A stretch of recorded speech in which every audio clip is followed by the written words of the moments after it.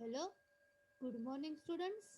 Welcome become semester 1 boys and girls. Namaste. Sri Shivsha College of Commerce Management Computer Education managed by Jain Citizen Education Society.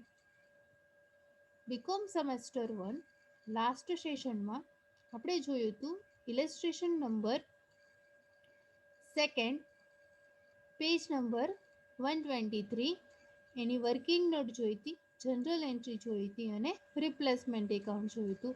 આજે આપણે નવો sum કરવાનો છે.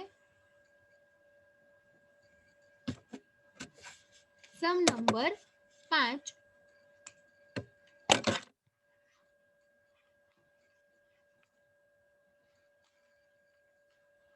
Page number 138. Amount read કરીએ છીએ. Amount first સમજજો, પછી આપણે એના આન્સર તરફ જઈએ છીએ. An old building cost of ₹50,000. Old cost આપી છે બિલ્ડિંગની 50,000. The ratio of material and labor cost was 3:2. First આપ્યું છે મટીરિયલ અને લેબર, બે આપ્યું છે. મટીરિયલ ફર્સ્ટ આપ્યું છે અને લેબર સેકન્ડ આપ્યું છે. જે રીતે આન્સર આપ્યો હોય છે, જે રીતે બુકમાં સમ આપ્યો હોય છે એ જ રીતે તમારે આન્સરમાં લખવાનું છે. મટીરિયલ અને લેબર એનો રેશિયો આપ્યો છે 3:2. The material cost has gone up by 20%. મટીરિયલમાં ઇન્ક્રીઝ થાય છે 20%. મટીરિયલની કોસ્ટ વધે છે 20%.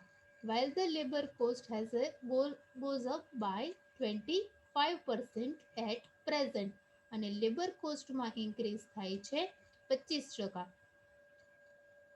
In place of this old building, a new building is construction.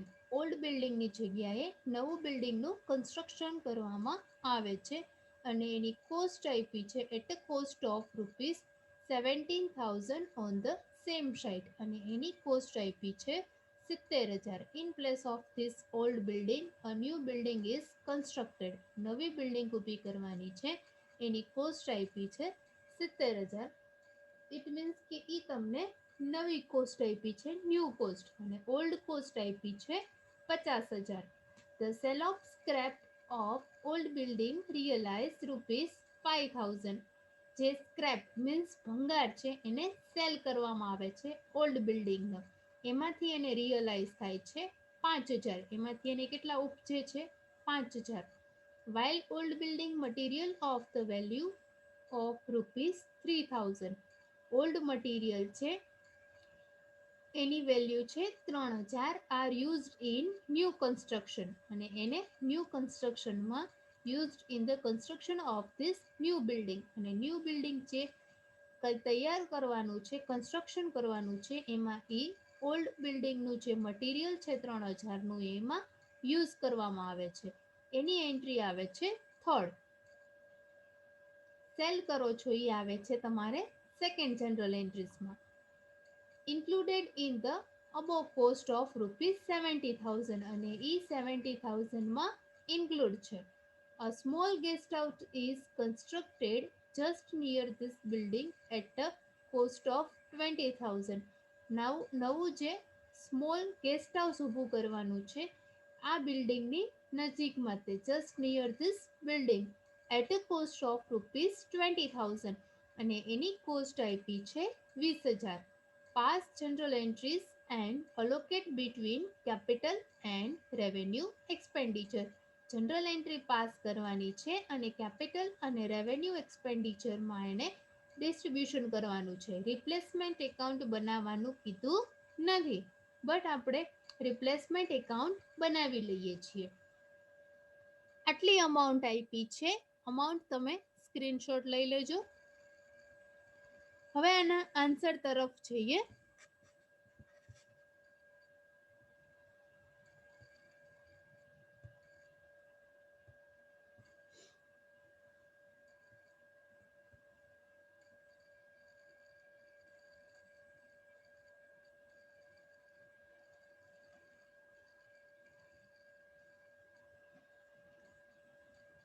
Page number 138, sum number 5. Answer તરફ જઈએ. Working note number first, calculation of revenue expenditure. Revenue expenditure find કરવાનું છે. First આપણે એનું કેલ્ક્યુલેશન કરવાનું છે. ફર્સ્ટ કોલમ બનાવવાનું છે પર્ટિક્યુલર. સેકન્ડ, બુકમાં મટીરિયલ આપ્યું છે એટલે આપણે લખ્યું છે મટીરિયલ. થર્ડ આપ્યું છે લેબર. મટીરિયલ અને લેબર આપ્યું છે તો આપણે જે રીતે બુકમાં આપ્યું છે એ જ રીતે લખીએ છીએ. પર્ટિક્યુલર, મટીરિયલ, લેબર અને ટોટલ. અધર એક્સપેન્સ બુકમાં કીધું નથી. જો અધર એક્સપેન્સની કીધું હોય તો આપણે મટીરિયલ, લેબર અને અધર એક્સપેન્સ અને પછી આપણે બનાવવાનું છે ટોટલ. આમાં બે જ એક્સપેન્સ કીધા છે, મટીરિયલ અને લેબર. ફર્સ્ટ આપ્યું છે આપણે જે રીતે લાસ્ટ સમ કર્યો તો એ જ રીતે પર્ટિક્યુલરમાં લખીએ છીએ cost of old work. Old વર્કની કોસ્ટ ટોટલ તમને આપી છે 50,000. આપણે ટોટલમાં લખીએ છીએ 50,000. એનો તમને બુકમાં રેશિયો આપ્યો તો 3:2. 50,000 ને તમે મટીરિયલ અને લેબરમાં 3:2 માં ડિસ્ટ્રીબ્યુટ કરો છો. કેવી રીતે ડિસ્ટ્રીબ્યુશન થાય છે? 50,000 મલ્ટીપ્લાય 3 ડિવાઈડ 5 એટલે મટીરિયલ આવે છે 30,000. 50,000 મલ્ટીપ્લાય 2 ડિવાઈડ 5 એટલે લેબર આવે છે 20,000. 50,000 જે ઓલ્ડ કોસ્ટ હતી એને તમે મટીરિયલ અને લેબરને 3:2 માં ડિસ્ટ્રીબ્યુટ કર્યા. 30,000 અને 20,000 એટલે અમાઉન્ટ આવે છે ટોટલ 50,000. એના પછી લખવાનું છે પ્લસ ઇન્ક્રીઝ. ઇન્ક્રીઝ કરવાનું છે. એમાં તમારે કીધું છે મટીરિયલમાં the material cost has gone up by 20%. મટીરિયલમાં ઇન્ક્રીઝ કરો છો તમે 20%. 30,000 ના 20%. 30,000 into 20% એટલે આવે છે 6,000. 20,000 into 25%. 20,000 ના 25% એટલે આવે છે 5,000. 6,000 પ્લસ 5,000 એટલે ટોટલ થાય છે 11,000. હવે ઊભો ટોટલ કરીએ. મટીરિયલ કોસ્ટ હતી કેટલી ઓલ્ડ વર્કની? 30,000. એમાં ઇન્ક્રીઝ થાય છે એની કોસ્ટ કેટલી? 6,000 એટલે મટીરિયલ કોસ્ટ ટોટલ આવે છે 36,000. સેમ એવી જ રીતે લેબર. એની કોસ્ટ હતી 20,000. ઇન્ક્રીઝ કરો એટલે આવે છે 5,000. ટોટલ થાય છે 25,000. 36,000 પ્લસ 25,000 એટલે ટોટલ તમને રેવન્યુ એક્સપેન્સ મળે છે 61,061,000. હવે તમારે લખવાનું છે working note number second, calculation of capital expenditure. હવે તમારે કેપિટલ એક્સપેન્સ ફાઇન્ડ કરવાનું છે, મૂડી ખર્ચ. આ આપણને ટોટલ રેવન્યુ એક્સપેન્સ મળ્યો 61,000 મહેસૂલી ખર્ચ. કેપિટલ એક્સપેન્ડિચર ફાઇન્ડ કરવાની ફોર્મ્યુલા છે capital expenditure is equal to new cost minus revenue expense.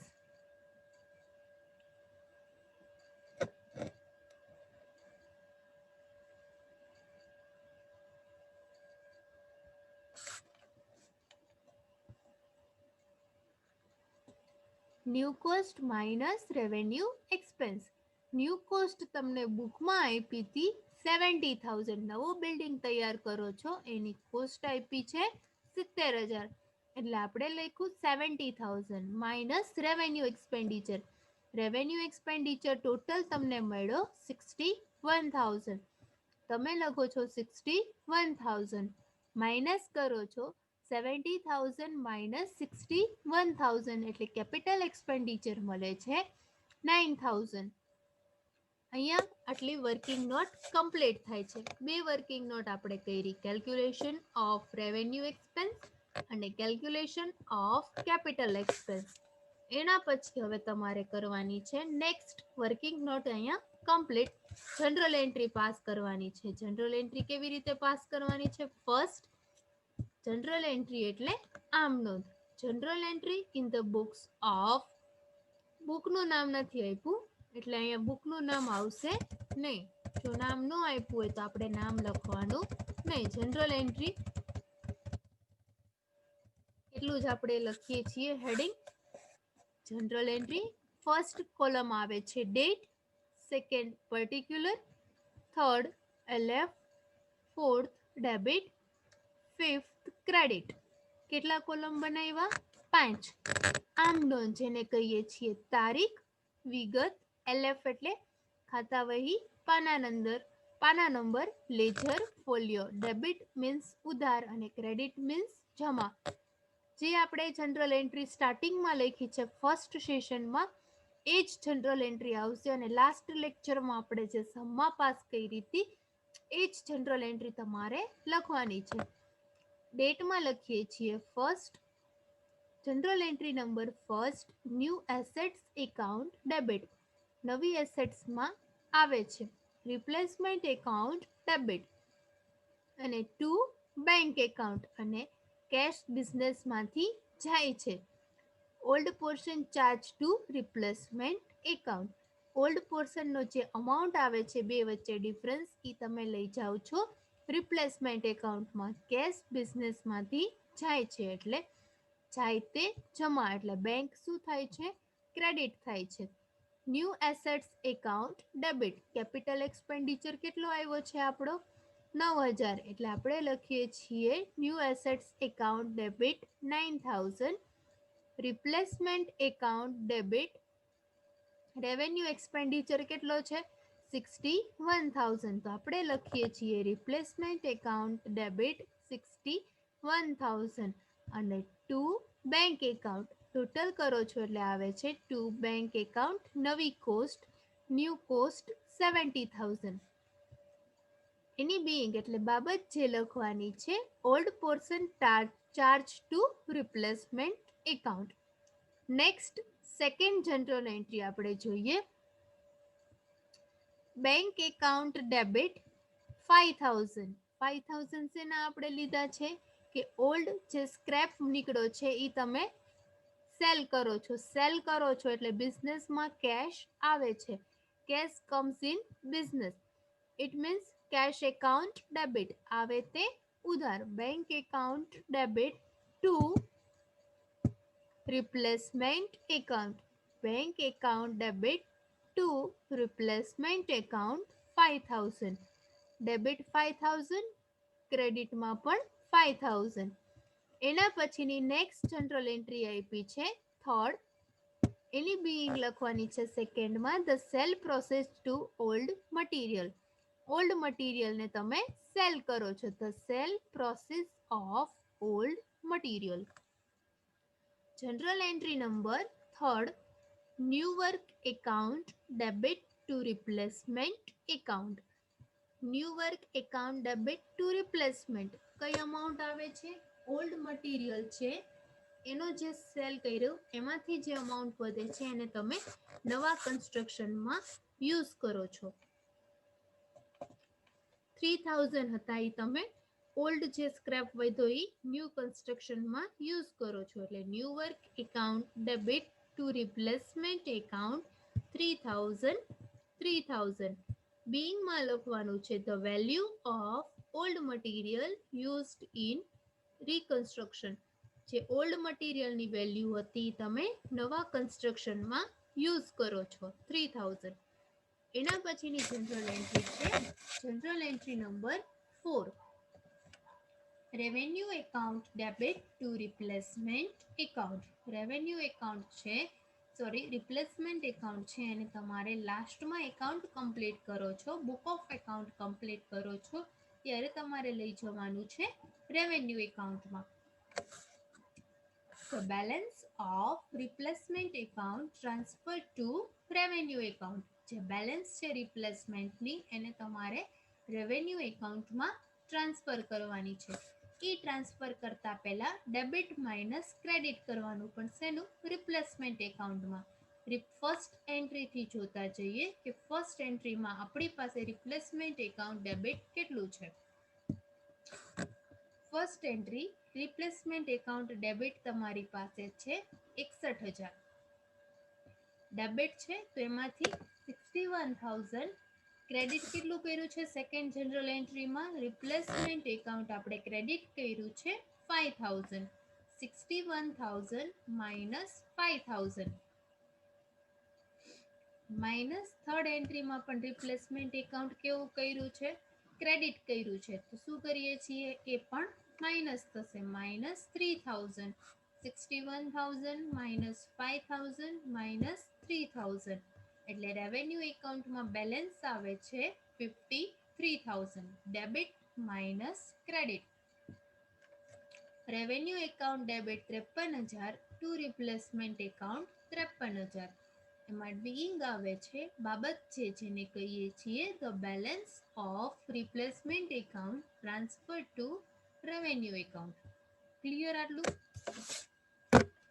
એના પછી હવે જનરલ એન્ટ્રી અહીંયા કમ્પ્લીટ થાય છે નેક્સ્ટ હવે આપણે બનાવવાનું છે રિપ્લેસમેન્ટ એકાઉન્ટ બનાવીએ લેફ્ટ હેન્ડ સાઈડ લખવાનું છે ડીઆર મીન્સ ડેબિટ અને સીઆર મીન્સ ક્રેડિટ એમાં ફર્સ્ટ જનરલ એન્ટ્રી જોઈએ ફર્સ્ટ જનરલ એન્ટ્રી આપણી પાસે છે ન્યૂ એસેટ્સ એકાઉન્ટ ડેબિટ એ એકાઉન્ટ આપણે બનાવ્યું નથી એટલે એની ક્યાંય